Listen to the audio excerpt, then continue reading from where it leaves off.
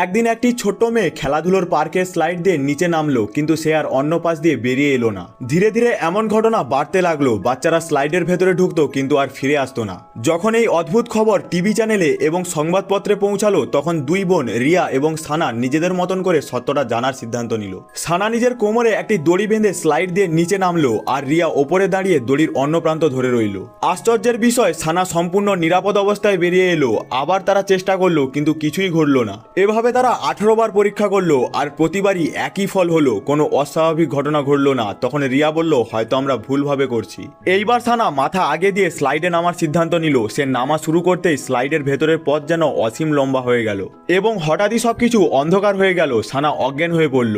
চোখ খুলে সে নিজেকে একটি রহস্যময় গুহার ভেতরে দেখতে পেল, যেখানে সব হারিয়ে যাওয়া বাচ্চারা ছিল। তখনই সে বুঝতে পারলো সবাই কোথায় হারিয়ে গিয়েছিল। সানা সঙ্গে সঙ্গে তার ব্যাগ খুলে একটি আগে থেকে সেট করা বোমা বের করলো। সে সেটি একটি পাথরের সঙ্গে ঝুলিয়ে টাইমার চালু করলো। তারপর ওপরে ফেরার পথ খুঁজতে লাগলো, কিন্তু হঠাৎ ধারালো দাঁতওয়ালা দুটি অদ্ভুত প্রাণী তার পথ আটকে দিল। সানা দ্রুত লাইট জ্বালালো, এবং এই দৃশ্য দেখে তারা ভয়ে পিছিয়ে গেল। সে তার ওয়াকি টোয়াকি তুলে চিৎকার করে বলল, রিয়া এখনই দড়ি টান। রিয়া সর্বশক্তি দিয়ে দড়ি টানলো, এবং শেষমেশ সানাকে ওপরে তুলে আনতে পারলো। এদিকে টাইমার দ্রুত শেষের দিকে এগোচ্ছিল। দুই বোন যত দ্রুত সম্ভব স্লাইড থেকে দূরে দৌড়ে গেল।